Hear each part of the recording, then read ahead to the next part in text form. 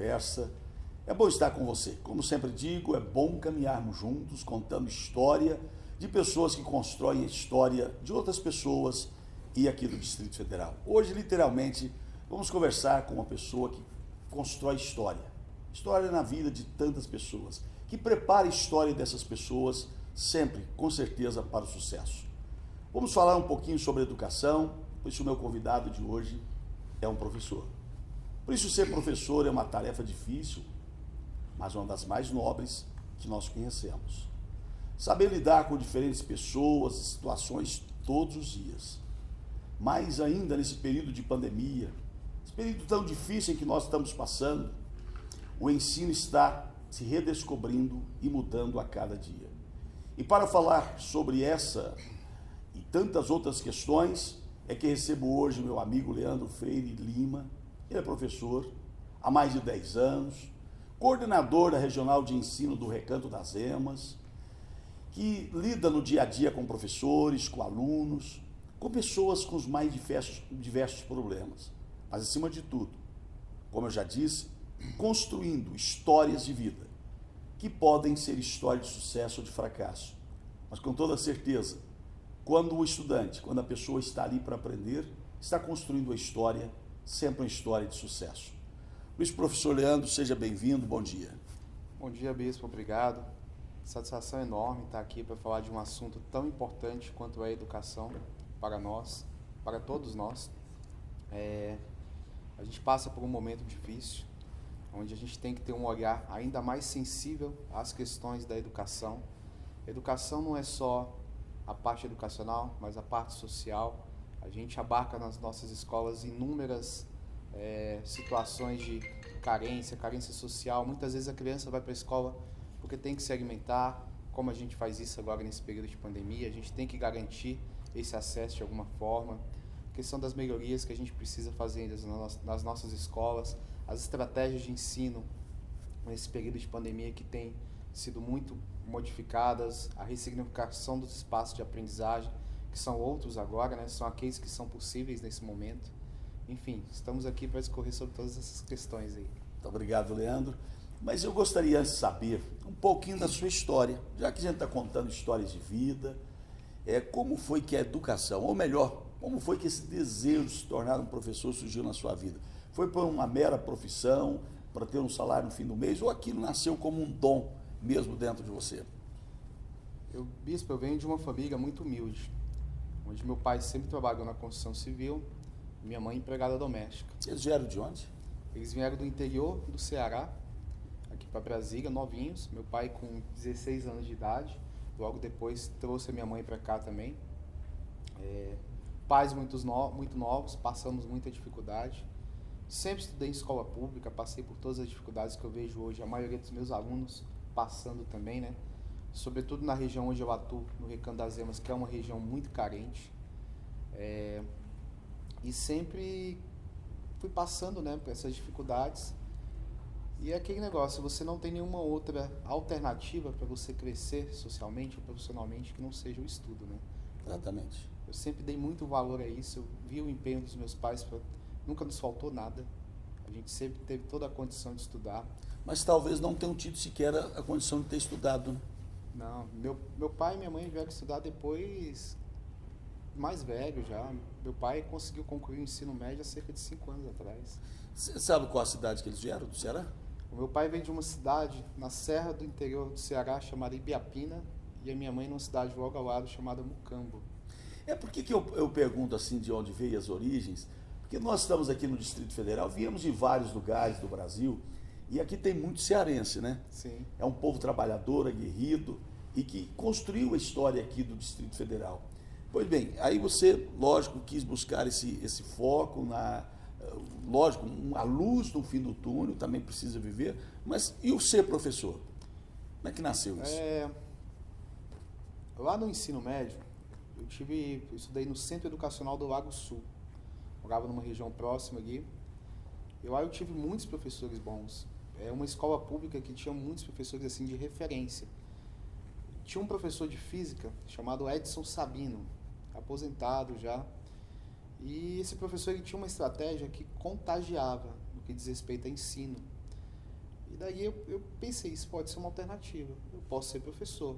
Era algo que eu gostava, sempre tive uma familiaridade muito boa com exatas. E aí também eu vi algo que poderia me edificar do ponto de vista de eu ajudar aqueles que eram semelhantes a mim. O ato de lecionar, eu poder proporcionar crescimento profissional, social, àqueles que eram semelhantes a mim, era algo que me incentivava. Eu tinha 17 anos ainda, quando eu passei na UNB, na época, no vestibular, concluí a faculdade lá, primeiramente pedagogia, depois matemática. Então você é inteligente. Você fez matemática inteligente. É o senso comum, né? Acho que todos nós temos a perspicácia, a inteligência em matemática, e a questão é só mesmo de exercitar. Mas eu gosto tanto de matemática, professor Leandro, que eu fiz direito. Que não é algo tão distante assim, não. Acaba que você tem que operar muito a matemática no direito também.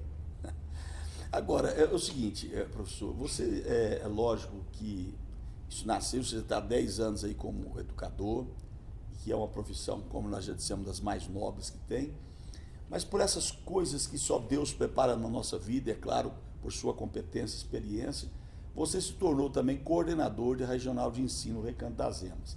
E até para que as pessoas que nos acompanham entendam, você não está mais na sala de aula, se tornou coordenador, o que é que faz um coordenador em uma região, no seu caso específico do Recanto das Emas? O coordenador regional de ensino, ele faz tudo que você possa imaginar, tudo que é possível de se fazer em educação, ele tem a responsabilidade. Vou citar um exemplo. Hoje eu acordei com meu celular tocando às 4h45 da manhã para resolver uma questão de uma escola, de uma postagem de um professor numa rede social, tudo mais. E isso é o normal, de todo dia. É o conciliador. Você faz um papel de pacificador, de conciliador, você é o gestor das estratégias de ensino e aprendizagem, você tem que coordenar todas essas ações que acontecem no âmbito da coordenação regional de ensino. Enfim, é algo árduo, é trabalhoso, mas ao mesmo tempo prazeroso, bispo, porque quando você vê aquilo que você está aplicando gerar frutos, gerar resultado, é extremamente gratificante. Você tem visto esses resultados lá no Recanto das Emas? A gente, de alguns anos para cá, a gente tem tido muitas melhorias na educação da cidade. Eu já estou lá na Regional de Ensino desde 2015, estive em outras funções como assessor, trabalhei na parte tanto financeira quanto pedagógica, então eu consigo entender o global de toda a educação aqui no Recanto das Emas e eu consigo ver o avanço em todos os aspectos estruturais, questão pedagógica. Melhoramos muito. Hoje as escolas do Recanto das Emas, elas têm índices nas avaliações nacionais reconhecidos nacionalmente. A gente tem hoje no Recanto das Emas o Centro Educacional 704, que é o 704 de ensino médio, como a escola do DF com melhor desempenho no Enem. O que você acha que se deve a isso, esse desempenho dos alunos? São os professores? O que fez essa diferença desses alunos nessa escola em relação ao Enem? É todo um conjunto de ações. A gente tem aí engajamento dos professores no que diz respeito ao ensino. A gente tem a questão da coordenação pedagógica de uma forma mais sistematizada, de forma articulada com a regional de ensino, com coordenadores intermediários trabalhando diretamente na escola. Os cursinhos sociais que a gente costuma promover tanto na regional de ensino quanto na escola, preparatórios para a prova, tem ajudado muito os alunos também. Engajamento da comunidade também, porque ninguém melhor para orientar um filho do que um pai, do que a mãe, né? Com certeza. Quando a comunidade, quando a família está inserida em todo esse processo, os resultados são sempre mais positivos. É esse envolvimento de todo mundo, né? Mas há uma outra situação que são os professores.